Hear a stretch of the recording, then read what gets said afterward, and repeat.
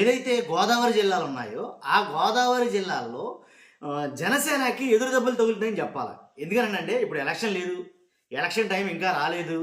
కానీ జనసేనలో నుంచి వైసీపీలోకి చేరే వలసలు బాగా ఎక్కువగా అనిపిస్తున్నాయి.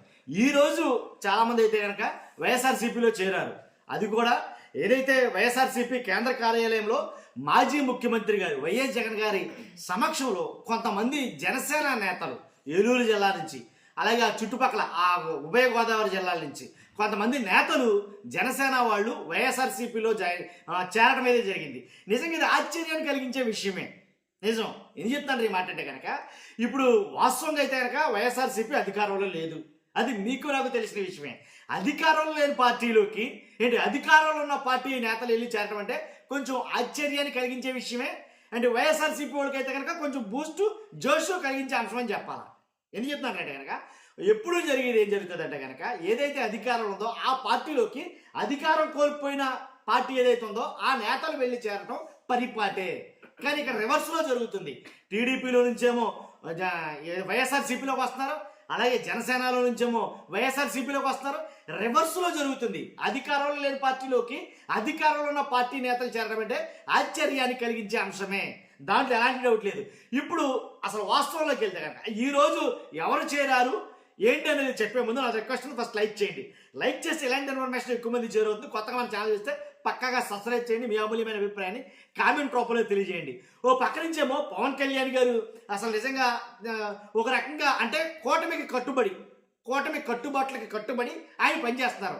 పైనుంచి అధిష్టానం నుంచి ఏం చెప్తే అది చేయడం, అలాగే ఏదైతే వాళ్ళ మధ్య ఉండే ఒక లైన్ బార్డర్ ఏదైతే ఉందో దాన్ని ఎట్టి పరిస్థితుల్లో క్రాస్ చేయకుండా ఇంకో 3 పర్యాయాలు మన ముఖ్యమంత్రి చంద్రబాబు నాయుడు గారే అని అంటున్నా సరే, కిందేమో జనసేన నాయకులు వాళ్ళ అభిమానులు కార్యకర్తలు అందరూ నువ్వే మా సీఎం అంటున్నా సరే, నేను కాదు చంద్రబాబు నాయుడు గారే సీఎం అనే కృత నిశ్చయంతో పనిచేస్తున్న పవన్ కళ్యాణ్ గారు పక్కనుంటే కనుక ఆయన పార్టీ కార్యక్రమాల్లో ఉండే పార్టీ పటిష్టత అనే దాని మీద శ్రద్ధ పెట్టకుండా మనసు లేకుండా దాన్ని వదిలిపెట్టేసారేమో నేను చెప్పాలా.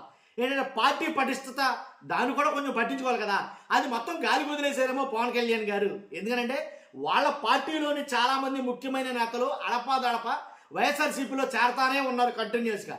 మరి పార్టీ అంతర్గత నిర్మాణం అనేది చేసుకోవాలిగా అధికారంలో ఉన్నప్పుడే.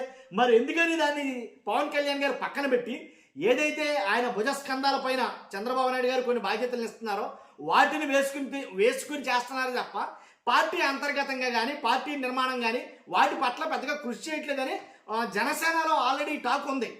కాబట్టి ఇలాంటివన్నీ జరిగినప్పుడు అది ఇంకా బలపడుతుంది. నన్ను అడిగితే ఏం జరిగింది, ఏలూరు జిల్లా నుంచి కొంతమంది జనసేన నాయకులు జగన్ గారి సమక్షంలో జగన్ గారి ఆధ్వర్యంలో వైఎస్ఆర్సీపీ పార్టీలో చేరారు. ఎవరంటే కనుక ముఖ్యంగా చూసుకుంటే కనుక చింతలపూడి నియోజకవర్గానికి చెందినటువంటి జనసేన నేతలు బండారు గంగా సురేష్, అలాగే ఆనం సుభాష్, అలాగే పశ్చిమ గోదావరి జిల్లా పాలకొల్లు నియోజకవర్గానికి చెందిన జడ్డు దామోదర్ ఉన్నారో ఇలాంటి నాయకులు ముఖ్య నాయకులందరూ కూడాను జనసేనను వీడి ఆ పార్టీ మాకొద్దు, ఆ పార్టీలోంచి వైఎస్ఆర్సీపీ పార్టీలోకి వెళ్తున్నారు. మరి ఏం జరుగుతుంది జనసేన పార్టీలో అంటే వాళ్ళకి నచ్చని ఏమైనా జరుగుతున్నాయా, వాళ్ళ ఇష్టానికి తగ్గట్టుగా ఏం జరగటం లేదా, కాబట్టి జనసేనను విడిచిపెట్టేసి వైఎస్ఆర్సీపీ పార్టీలో చేరుతున్నారా అనే ఎక్కువగా ఆలోచించాల్సి వస్తుంది. కాబట్టి వాస్తవానికి ఏంటైతే కనుక ముఖ్యమంత్రిగా పవన్ కళ్యాణ్ గారు సిద్ధం లేదు. ఆయనైతే అవ్వరు. ఒకవేళ ఆయన ఇస్తానన్నా ఈయన తీసుకునే ఉద్దేశంలో లేరు. కాబట్టి ఆయన ఎవరో ఈయన తీసుకోరు, ఈయన అవ్వడం. కాబట్టి వీళ్ళ పరిస్థితి ఏంటి, వాళ్ళు మాత్రం వీళ్ళ క్వశ్చన్ మార్క్ కింద మిగిలిపోవాలా మేము మాత్రమే అని అయితే కనుక కొన్ని పార్టీ సిద్ధాంతాలు అవి ఇవి నచ్చగా నాయకుడు చేస్తున్న పనులు నచ్చగా కాబట్టి ఇలాగా వైఎస్ఆర్సీపీలో చేరుతున్నటువంటి సంఖ్య నానాటికి పెరుగుతుందని చెప్పాలి. ప్రస్తుతం కూడా ఈరోజు జరిగింది అదే. కాబట్టి రానున్న రోజుల్లో అయినా పవన్ కళ్యాణ్ గారు దీని మీద దృష్టి పెడతారా లేదా, ఎందుకని మన పార్టీ నుంచి వీడు బయటికి వెళ్ళిపోతున్నారు అనే అంశం మీద కేంద్రీకరిస్తారా లేదా. కాబట్టి వాళ్ళ ఇలాంటి ఏదైతే వలసలు ఉన్నాయో వాటికి అడ్డుకట్ట వేయకపోతే పార్టీకి మరింత నష్టం జరిగే అవకాశం ఉంది. కానీ దీన్ని గమనిస్తారా లేదా అనేది చూడాలి. మరి కాలమే దీనికి సమాధానం చెప్పాలి.